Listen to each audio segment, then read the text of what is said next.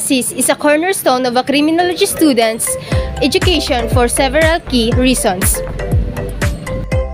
First, it deepens the understanding of the researchers. Second, it develops the researcher skills in doing thesis. Third is, it fosters critical thinking of the researchers.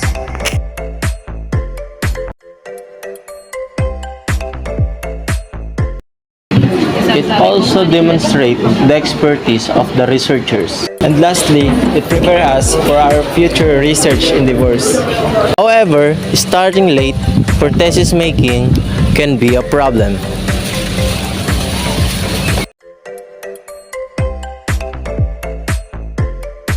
Clarity and focus. Clarity and research paper ensure effective communication, enabling readers to easily understand complex idea and supporting evidence, especially enhancing the impact and credibility of the researchers. Focus. A focused topic prevents the research from becoming too broad and overwhelming, allowing for a deeper dive into specific aspects of the subject of the researchers. Time management.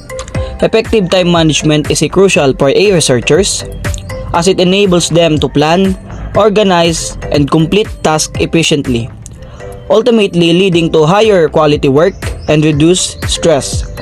It also helps you achieve your goals faster, helps you prioritize your work, and lastly, it boosts your confidence and break down tasks into smaller tasks.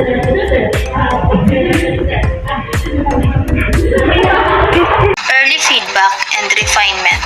Early feedback and early and effective feedback on the researchers significantly boosts student learning and performance by allowing for iterative improvement, identifying gaps in understanding and fostering a more active and engaged learning process. It also helps the researchers to prevent those little annoyances from growing into larger problems, and ultimately helps the researchers do better work together.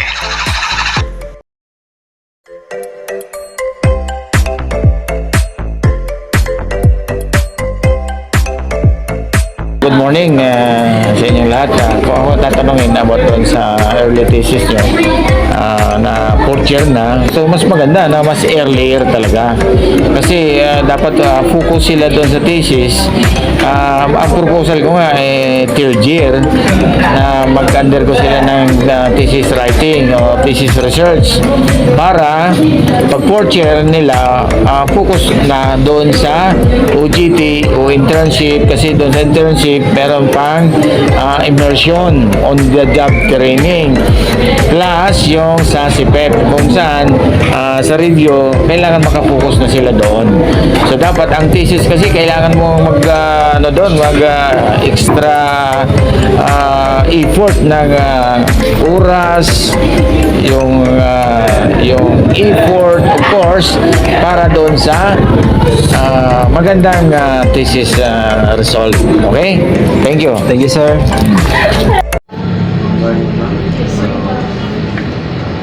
What I will ask you is, what is your opinion about the advantages of having an early thesis requirement among fourth-year criminology student? Okay, so as one of the research instructors of Sigara Technological Colleges, I agree with having an early thesis requirement among fourth-year criminology students so that they will be able to have focus on what they are doing, and they will have more time and focus on crafting their manuscript, because as we all know, there are a lot of things that they need to consider in writing their manuscript.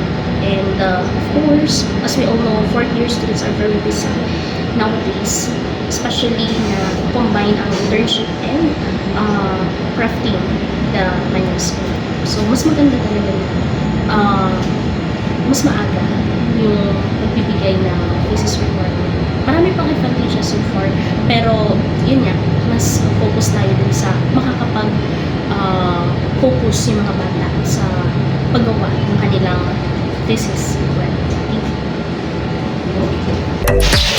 Ang aking opinion bilang ako ay isang fourth year criminology student and also an intern, ang kahalagahan ng pagkakaroon ng early thesis sa mga third year is hindi na napapagsabay-sabay yung gastusin and yung oras is namamanage. Kasi kapag pinagsabay mo ngayong fourth year, isabay-sabay din yung major subjects, nagre-review na kami sa CPET and sa intern.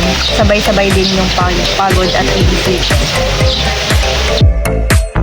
Para sa akin, ang pagkakaroon ng early thesis among fourth year criminology students ay halimbawa makakalesa na ito sa mga isip ng mga graduating students lalo na nag-take sila ng on-the-job training.